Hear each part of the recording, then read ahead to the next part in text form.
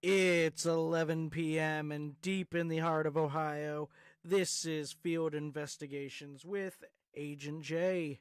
I'm here at the desk, files open, coffee hot, and the unknown is waiting just beyond the static.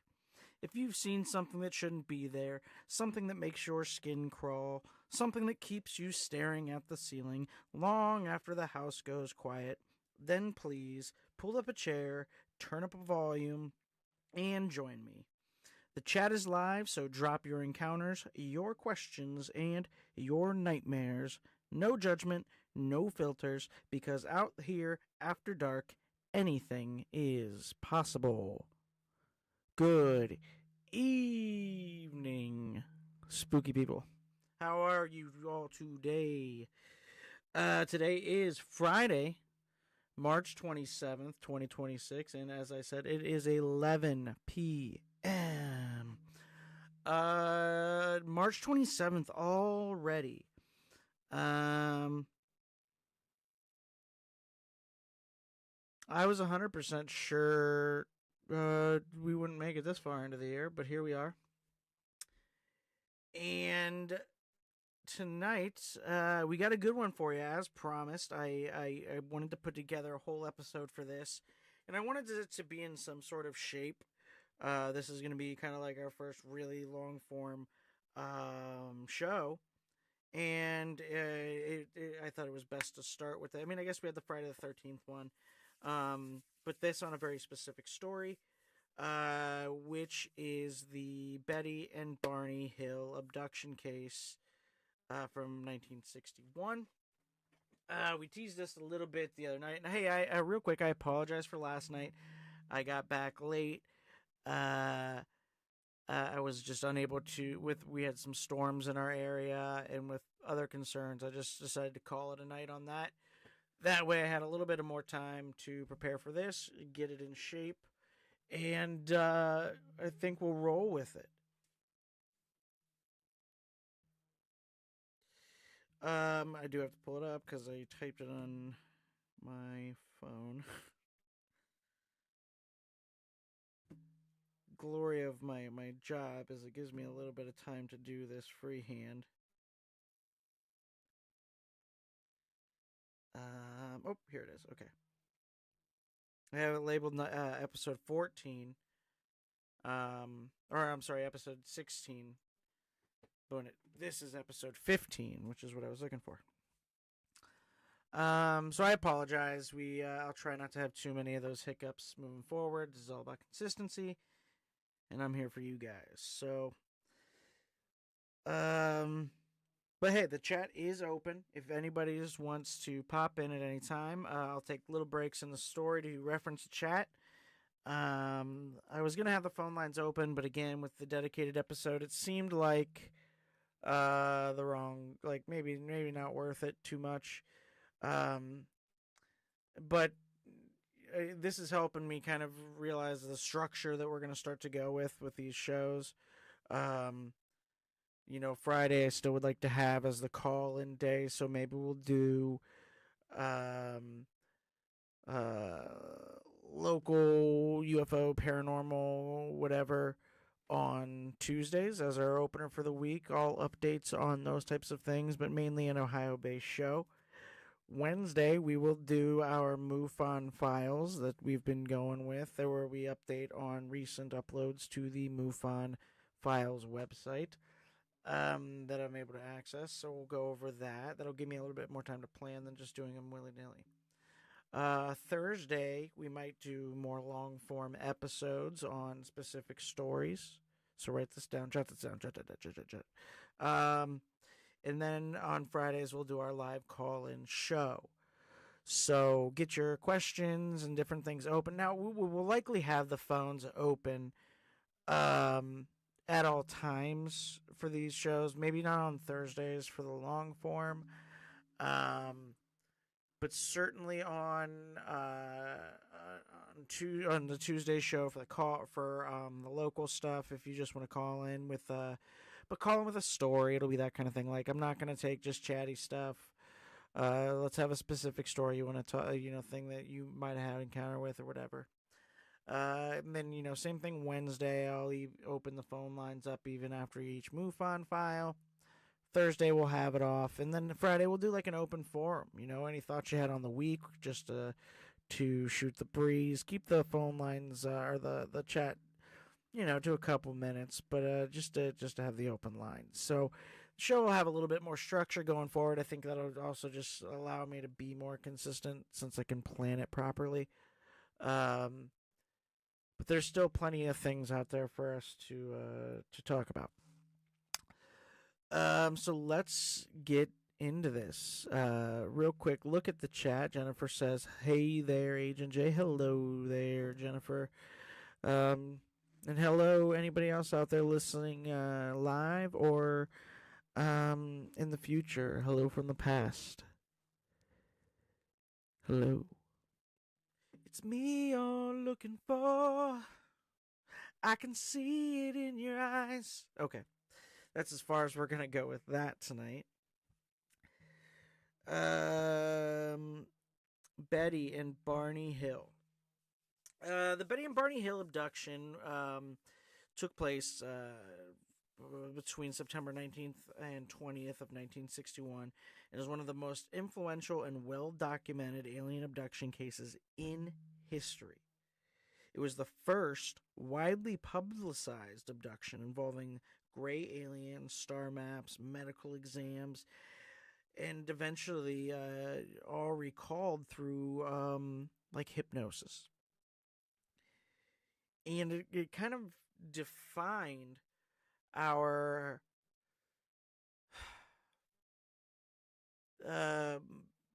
template, I guess, of alien abductions when it comes to how how the narrative is told in stories, like movies and such. It's just such a quintessential abduction. We'll start with just the facts. Over Labor Day weekend, which was September 19th through 20th of 1961, on the location of U.S. Route 3 in the White Mountains of New Hampshire, the victims were Betty Hill, a social worker, and her husband Barney Hill, a postal worker. Both were interracial. Betty was white and Barney black. Oops. And active in the civil rights movement. They were driving home from a vacation in Montreal, Canada. The encounter. While driving south on Route 3 late at night, they noticed a bright light in the sky that seemed to be following them. It moved erratically, stopping, starting, changing direction. Barney stopped the car multiple times to look through his binoculars. He described it as a large, flattened disc with windows, and he said, figures moving inside. The object descended and hovered above the road. Barney got out with a gun. He carried one for protection, naturally. And he approached the ship. He claimed to see 8 to 11 humanoid figures looking out at him. Panic set in. He ran back to the car shouting, "They're going to capture us." And they drove off at a high speed.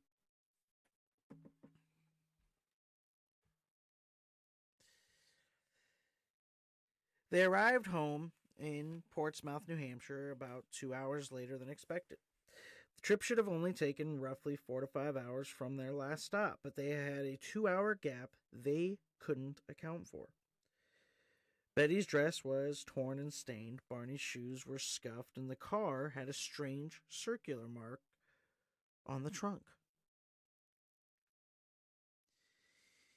In 1963 and through 1964, both of them went through underwent hypnosis with a psychiatrist by the name of Dr. Benjamin Simon, who was a respected Boston doctor. Under separate sessions, they couldn't hear each other, by the way, so they were like separated by rooms.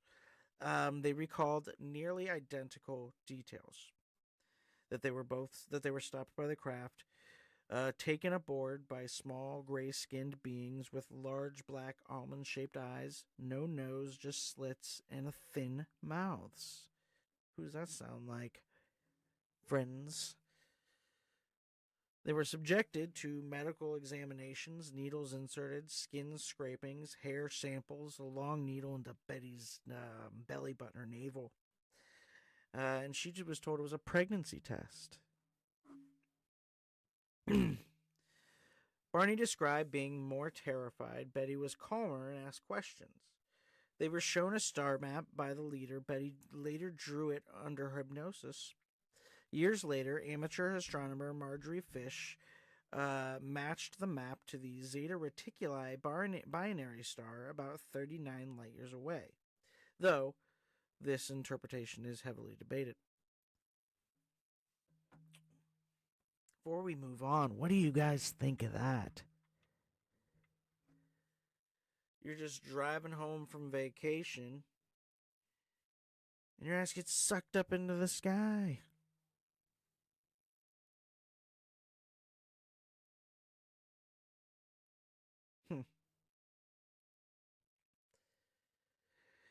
The beings, described as 4 to 5 feet tall, gray-skinned, large heads, large black eyes. Again, they said almond-shaped, and we talked about the slips. I mean, this is kind of a look. I mean, that's what I am. You know what I mean? It's the visage we imagine when we close our eyes and think of alien, the like typical gray alien. One of Betty's quotes under hypnosis, and I've been trying to find an audio clip of it. They used to have them on MUFON's site, which is one of the reasons I wanted to do this long-form episode, because I knew I could use that as reference. But alas, it's not on there. But she said, it felt like I was going to die. Their eyes were like looking right through me, which is terrifying. And I'm sure even what was on the MUFON site was likely somebody reading the quote. I don't know. I know there was an interview with her well into her old age, but it's like 2 hours long. I can drop it in something. The show notes, which apparently the show notes aren't uploading from my streaming site, so I apologize, or from my studio site. So I'm going to try to go back and fix those this weekend. I thought they were being uploaded when this is transferred, like when the show ends, so it's not happening. So I apologize, but we'll put that up there because it's definitely something I think you guys would be interested in. It's very long.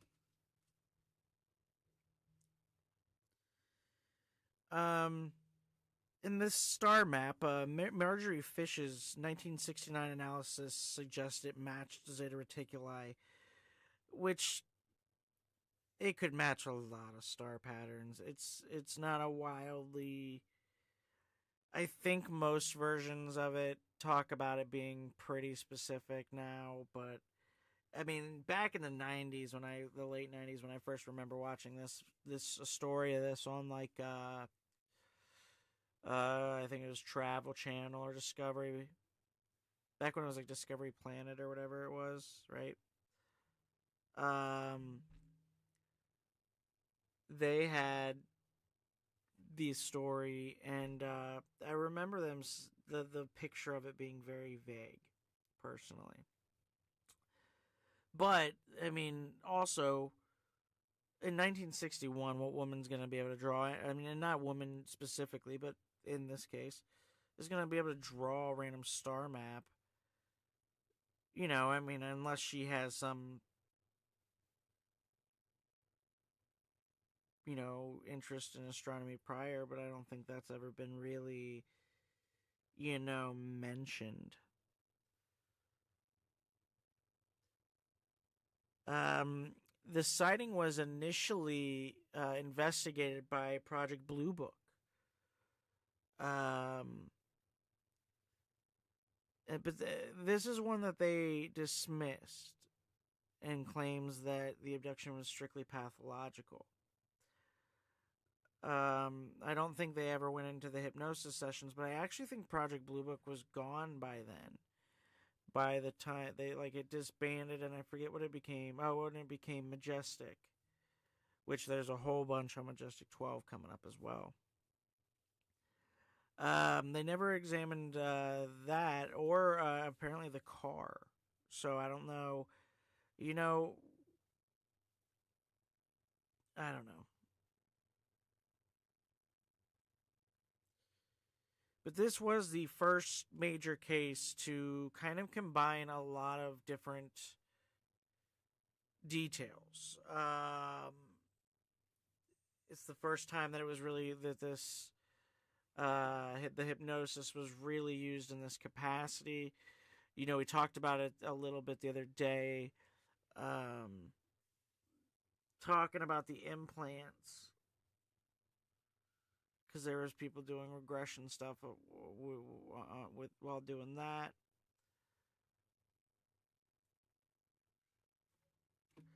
Um, there was there's a book out there called the Interrupted Journey. It's by John G. Fuller.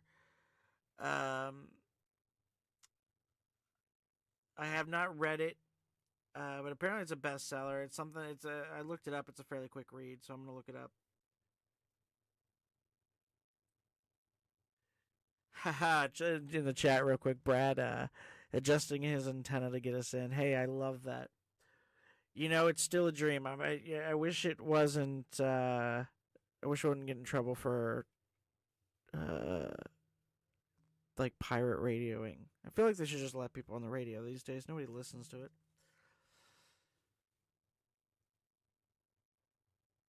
But hey, Brad, I don't know when you got into the chat here.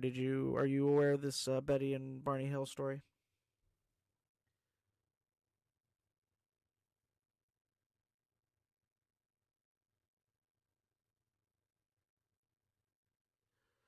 The only thing that really bugs me, and this is one that I didn't want to put into the story because it just seemed like I didn't want it to create any, disbelief in it at the time.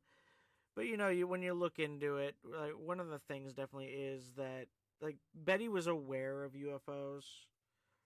Um, and I don't remember which video. I believe this is the video. I knew you would recognize it, Brad. Um, this I think it's in the video with her when she's older, where she talks about her sister having told her about a sighting she had prior. Now, of course, does anybody telling somebody something like that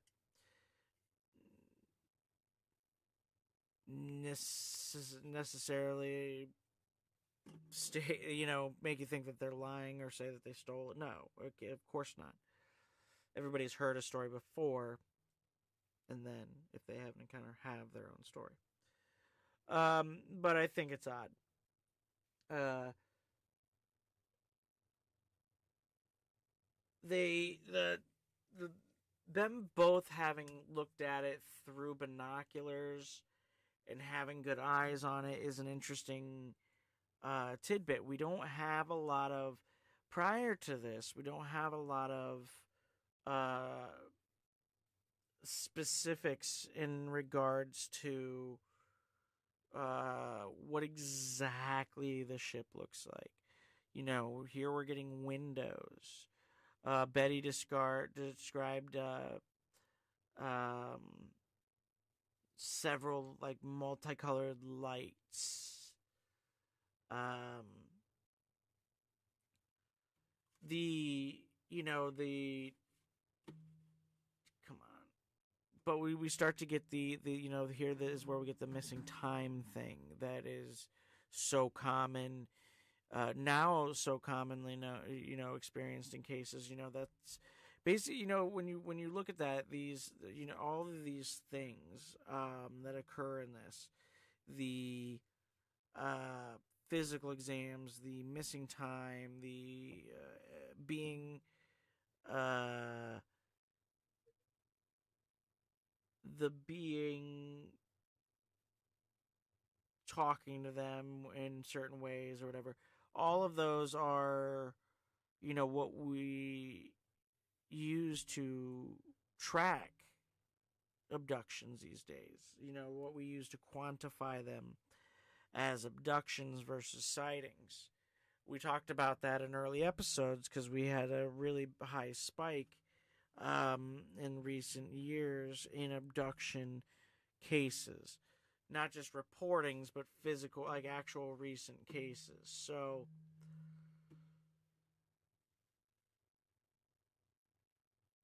um, the Brad in the chat mentioned the dress. I was actually, I had referenced that it had been torn. But yeah, you're correct. They say there's some sort of dust on it. I think the only thing, if you watch or if you listen to certain people, they'll say they heard that it was similar to moon rock or something like that. But I do believe that it's something that they weren't able to like easily identify as dirt. I don't know how they tested it. Um, but there's let's see if there's anything on that specifically because I thought I didn't see enough, Brad, in what I was reading even that really made me feel like that was a confident thing, but I hope so. I hope it's accurate. Again, I thought it was more just like dirt or something that they had found, but my concerns in them tracking that kind of stuff is Jesus, it's 1961. So now we had DNA testing, and so for them to test it so much like later, I don't know. It makes me not trust it exactly. But if I can see it, if somebody can show it to me, show me some sort of documentation on it.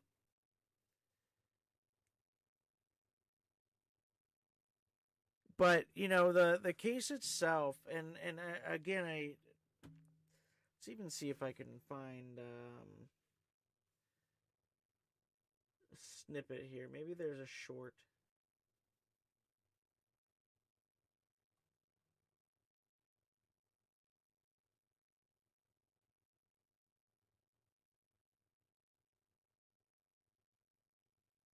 Oh, you know what? This was an interesting bit that I thought would be.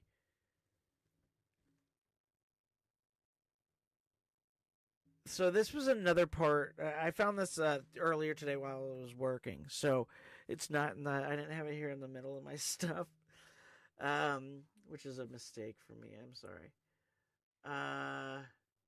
In Betty's dream account, the men began escorting the Hills from the ship when a disagreement broke out. The leader then informed Betty that she couldn't keep the book, which was they gave her.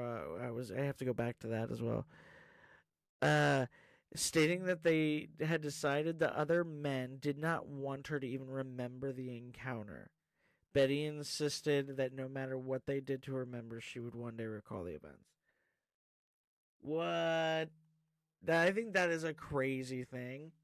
Um, no matter how you interpret it, if you want to interpret it literally, like this thing happened, wild concept. If you want to go into some sort of like mental pathology on this and go, I think this woman might have had a different type of encounter in this. But what a thing to recall, whatever that looks like in her mind or whatever, however she's dealing with that trauma. So I have a whole part on the dreams.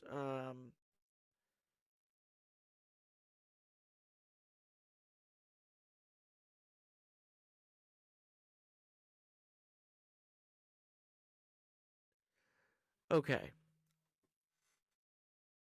So when Betty and Bart, because this is kind of where I ended the story before I jumped into the hypnosis thing, but within the days of this encounter, Betty and Barney go to a library. Betty checks out a UFO book written by a retired Marine Corps Major, Donald E. Kehoe, who was the head of NICAP, which is a civilian UFO group.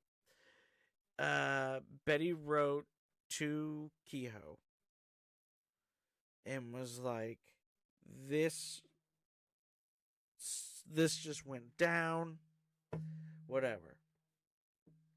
Uh, told him about the alien, like the actual figures that they thought they had observed through the binoculars.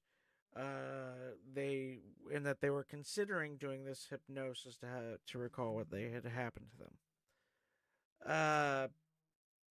That letter got passed to a gentleman also in NICAP named Walter Webb. In October of that year, so just a couple months after, about a month after, um, the Hill goes out, or Webb goes out and meets the Hills and sat with them for 6 hours. And wow, Betty and Barney relayed everything that they could. But Barney kept saying that they had developed some sort of mental block. Um, and that there's part of this that they think that their bodies don't, or their minds don't want to remember. He described in detail all that he could remember about the craft, the appearance of the somehow not human people figures aboard the craft. And Webb said they're telling the truth. And the incident probably occurred exactly as reported, except for some minor uncertainties and technicalities that must be tolerated in such observations where human judgment is involved. Betty's dreams 10 days after the UFO encounter, I guess, okay, I'm sorry. So she had like a week of crazy, vivid dreams. But there was a stretch of them where a couple of them that in her memory, just being of like the recall, were not so detailed, or were so wildly like detailed and intense, like in comparison to that. But they like abruptly stopped after like 5 or 6 nights. Uh, they of course sit in her mind all day, every day, and she mentioned it to Barney, and of course he's like, Jesus, me too, whatever. But what are we gonna do? And they just kind of dropped it, you know. Because like, what are you gonna like? What do you do? Like, there's got to be a part of you like, we're like, okay, what do we do? Um, but in November, Betty began writing down details of her dreams. In one dream, she and Barney encountered a roadblock and men who surrounded their car. She lost consciousness but struggled to regain it. She then realized that she was being forced by two small men to walk in a forest in the nighttime, and of seeing Barney walking behind her. Though, when she called to him, he seemed to be in a trance or sleepwalking.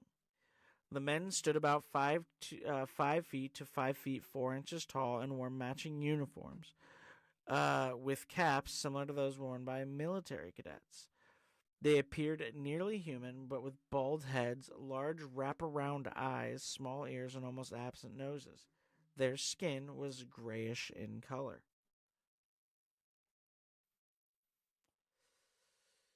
Uh, Betty and Barney then walk with the men up a ramp into these disc-shaped craft. Stated that they were metallic in appearance. And once inside, they were separated. She protested and was told by uh, a being she called the leader, that she and Barney were that if she and Barney were examined together, they would take much longer to conduct the exams. She and Barney they were then taken to their own separate rooms on the ship. Betty then dreamt that with a new being similar to the others came into the room to conduct her exam with the leader. Betty called this man the examiner and said he had a pleasant, calm manner. Though the leader and examiner spoke to her in English, the examiner's command of the language seemed imperfect, and she had difficulty understanding him. The examiner told Betty that he would conduct a few tests to note the differences between humans and the craft's occupants. He seated her on a chair, and a bright light was shined in her eyes. The man cut off a lock of Betty's hair. He examined her eyes, ears, mouth, teeth, throat, and hands. He saved trimmings of her fingernails. After examining her legs and feet, the man used a dull knife similar to a letter opener to scrape some of her skin into what resembled a cellophane cup.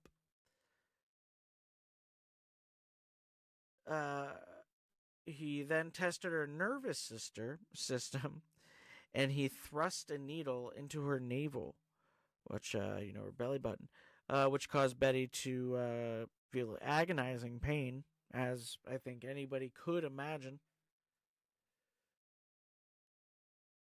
Jesus.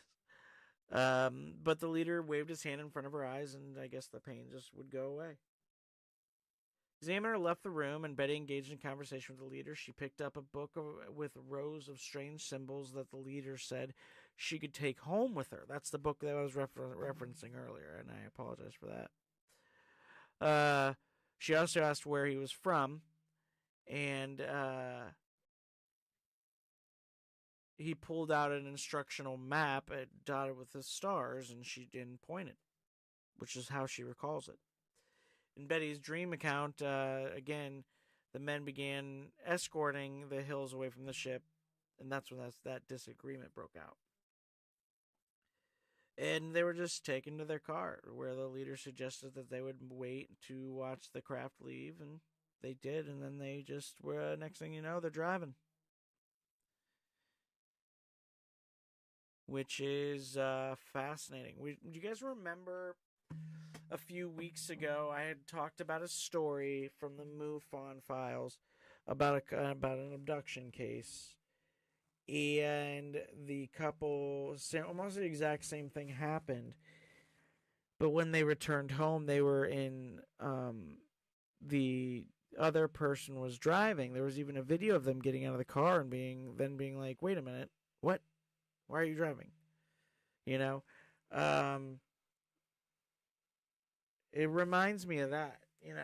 That's why I believe that story, because I do believe Betty and Barney Hill's account. I genuinely do. I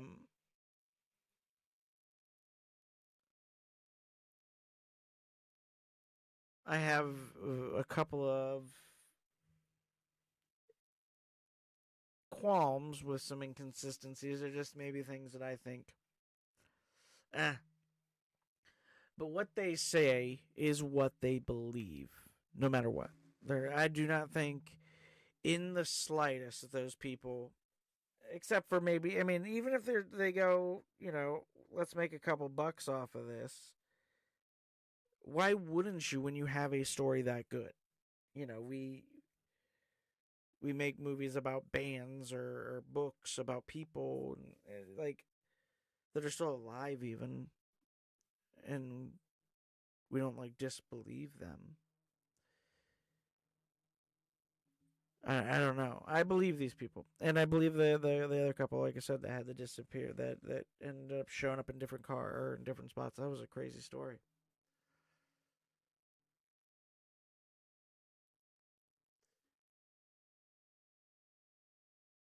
The Hills actually went back there a couple times to the White Mountains before doing their hypnosis therapy, and they think they found, because they couldn't remember the exact site of their abduction. I believe that this thing that I found, but I haven't found any. Literally, I found one thing confirming this, which makes it a struggle for me. But that they found the site that they believe they were captured on while up in the mountains on Labor Day weekend again in 1965. So whether that's real or not, I don't know. But wow, wouldn't that be crazy? Um, in 1962, the Hills attended a meeting at a parsonage of their church where the invited guest speaker was Captain Ben H. Sweat of the U.S. Air Force, who had recently published a book of his poetry. After he read selections of his poetry, the pastor asked him to discuss his personal interest in hypnosis. After the meeting broke up, the Hills approached Captain Sweat privately and told him what they could remember of their strange encounter. He was particularly interested in the missing time of the Hills account.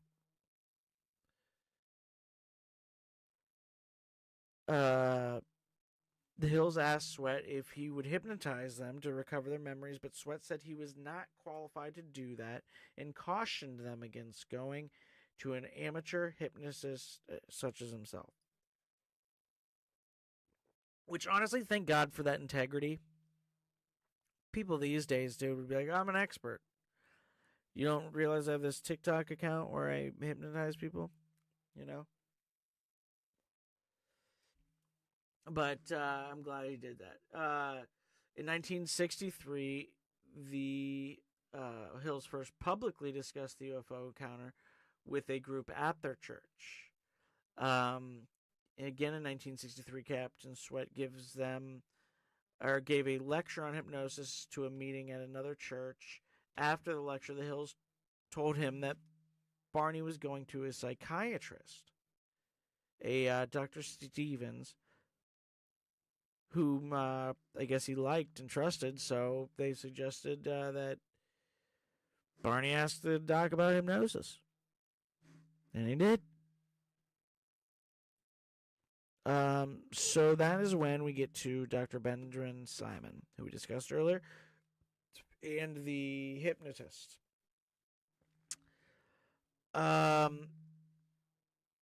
Whom they met on December 14th, 1963. Early in their discussions, Simon determined that the UFO encounter was causing Barney far more worry and anxiety than he was willing to admit.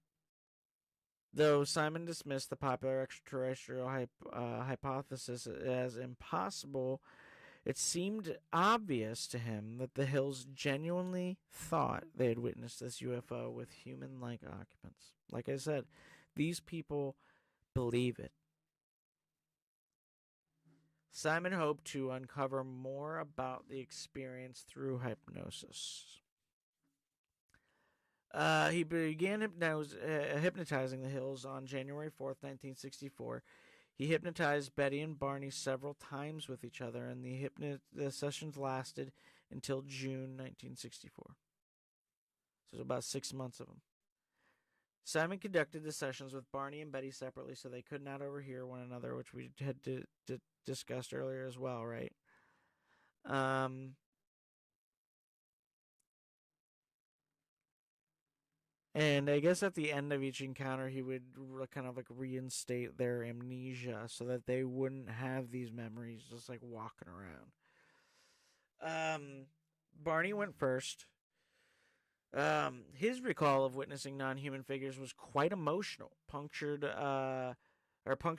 with expressions of fear, emotional outbursts, and incredulity. I added that one. Went to the old thesaurus. Barney said that due to his fear, he kept his eyes closed for much of the abduction and physical examination. Based on his early responses, Simon told Barney that he would not remember the hypnosis sessions until he was certain he could remember them without being further traumatized. Again, reinstalling that kind of amnesia into him. Under hypnosis, as was consistent with his conscious recall, Barney reported that the binoculars strapped had broken when he ran from the UFO back to his car.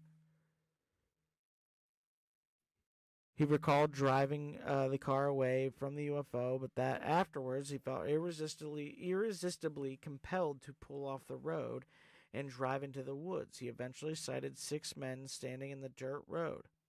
Car stalled, and 3 of the men approached the car. They told Barney to not fear them.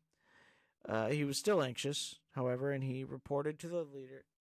Reportedly, Jesus Christ. He reported that the leader told Barney to close his eyes. While hypnotized, Barney said, "I felt like the eyes had pushed into my eyes." Barney described the beings as generally familiar to Betty's hypnotic, not dream recollection. The beings often stared into his eyes, said Barney, with a terrifying, mesmerizing effect. Under hypnosis, Barney said things like, "Oh, those eyes, they're here in my brain." From his hypnosis session, which is an insane thing to shout, and I was told to close my eyes because I saw 2 eyes coming close to mine, and I felt the eyes had pushed into my eyes. Again, that was from that I was referring to earlier. Yes, all I see are these eyes. I'm not even afraid, and they're not connected to a body. They're just there. They're just up close to me, pressing into my eyes. Barney related that he and Betty were taken it onto the disc-shaped craft, and they were separated.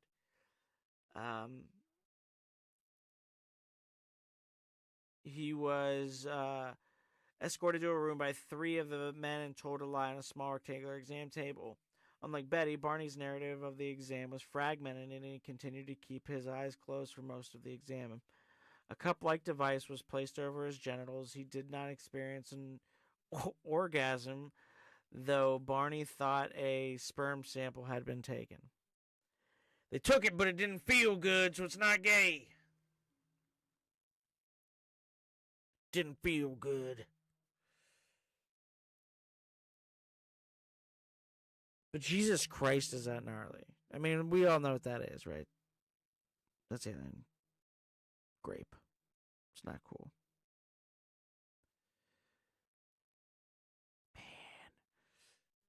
Man.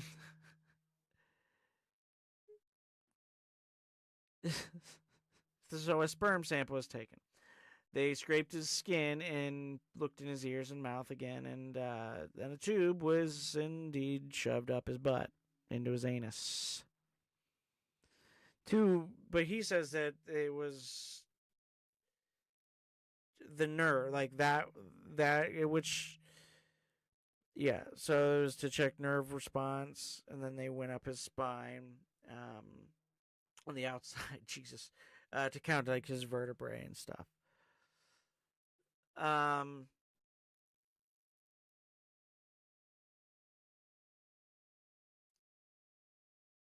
Barney, his stuff said that all the talking was like thought transfer, like psychics. He hadn't really heard the word like telekinesis or telepathy before, but he like would say thought, so like just thought at him or thought transfer.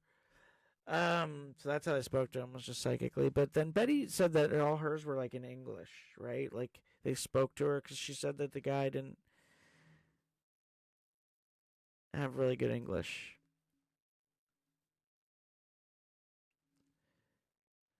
Though under her hypnosis, Betty does stay with that. So most of her stuff was very similar to what I had described in her dreams.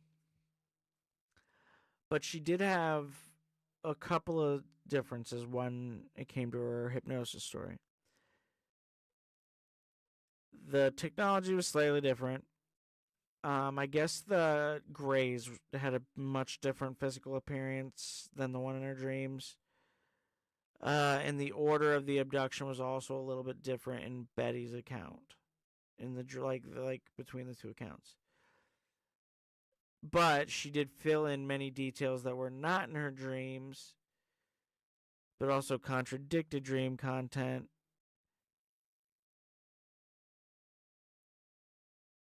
But were more similar to each other's hypnotic sessions. But we all know like dreams are like a little different, right? They're always slightly different. So maybe it was your brain just kind of filling in spots, trying to. Of course, Dr. Simon was like, it's all fantasy. Yeah, Betty told you your dreams. You guys have concocted this insanity. But he also said it didn't explain every aspect of the experience, and he thought it. Yeah, he kind of just thought it was kooky, mammy. But Benny and Barney were like, all right, whatever. You're wrong. We're right. This happened to us. But Barney never accepted it the same way that Betty did. I think he was really shaken by the experience.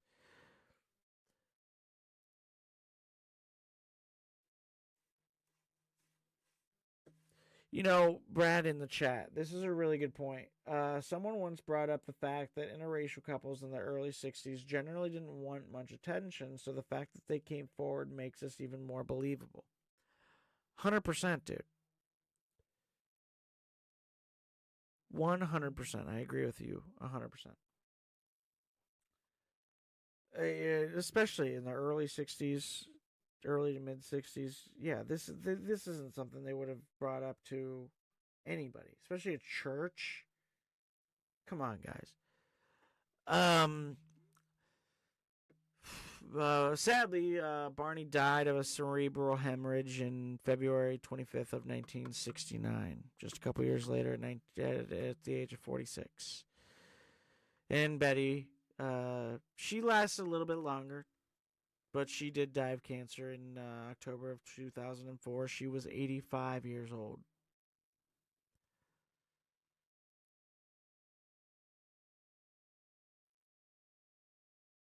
Speaking back to Marjorie Fish, who was the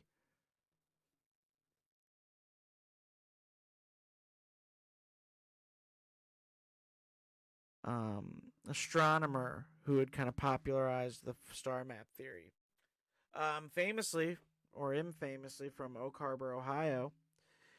I'd read the book that we had mentioned earlier, and again, she was an elementary school teacher and an amateur astronomer, and just was intrigued by the star map. Fish wondered if it might be deciphered to determine which star system the UFO came from. Assuming that one of the 15 stars on the map just represents the Earth's sun, Fish constructed a three-dimensional model of a nearby sun-like star using thread and beads, basing stellar distances on those published in 1969 star catalog. And she studied thousands of vantage points over several years, and the only one that seemed to match was with the hill map, from the viewpoint of the double star system of Zeta Reticuli. Um, There's a lot of stuff on that out there. You can go watch anybody's video on it.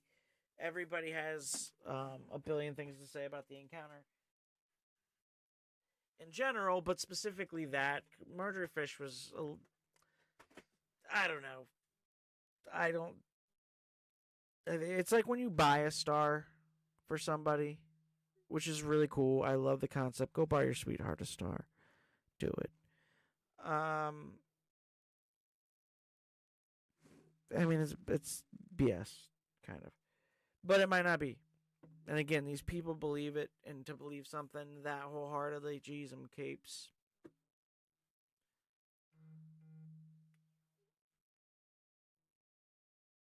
But what do you guys think? This is a crazy, crazy story. I do suggest you guys go. I mean, because I can't sadly do it the justice as well as I tried. And of course, I still flubbed it after having extra days of prep. I put stupid things in the wrong place. But the story is a wild one. And I would definitely, if you get a chance to get it after my show, after you hopefully like and subscribe, do all the things. You got to hit the notification bell. I want this to wake you up in the middle of the night when I put a show on. If you fell asleep early, do it all.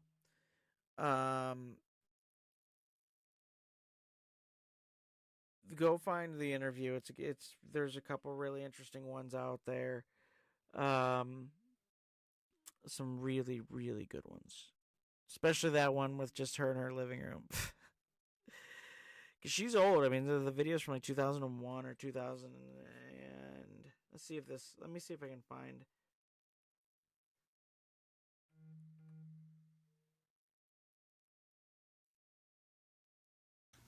Is traditional foundation making? I don't want that. So it's Portsmouth. So this is in 1999. So 30 years after her dad died, or her husband died.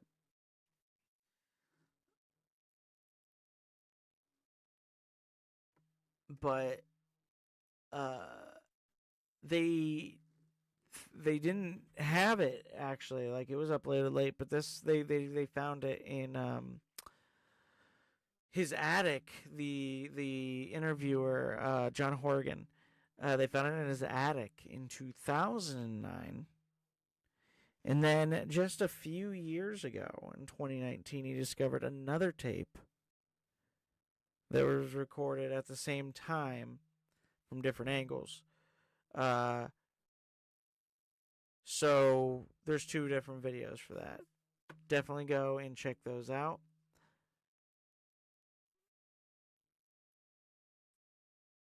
You know the chocolates will do, Brad. The chocolates do. You know the star. You know what chocolates will bring her more joy than the star. She'll forget where that star's at immediately.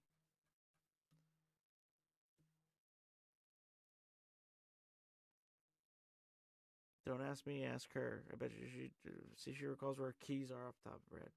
Just kidding. Just kidding, guys.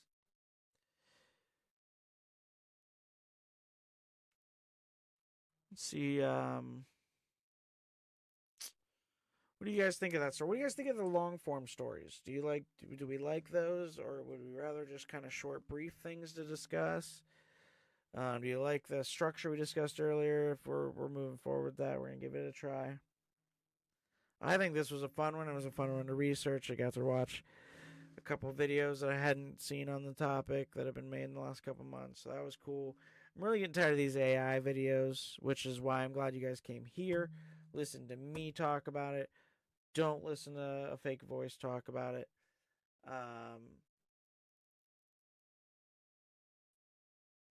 But I did find some interesting stuff. Ugh. But another one in the books here, people. I appreciate everybody coming to the show tonight. Tip your waiters.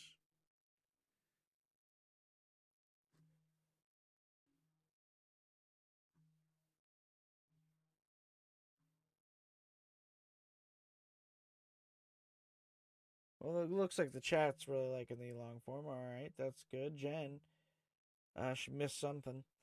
Part of the show, maybe. Who knows? But tell your friends about me. I'm not promoting this on anything. I'm right now.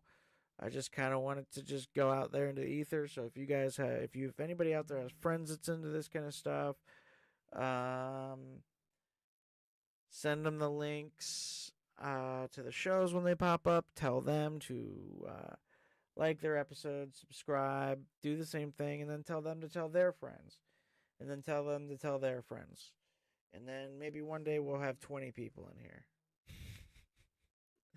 I hope to see you guys next week. If maybe we'll start throwing Saturday episodes in there once I get a little bit better acquainted to my schedule, because I really would like to do something earlier. And Saturday is kind of the only day I can do them earlier in the day. Maybe like a noon show or a breakfast show or something. Um, Eventually I'm gonna have to do something where I can take polls or something. But I don't know. Maybe I'll get a website going, because I don't really want to promote this on too many things. But again, go out, share it with the masses. I hope you guys enjoyed it, and I will see you guys next week. Stay spooky.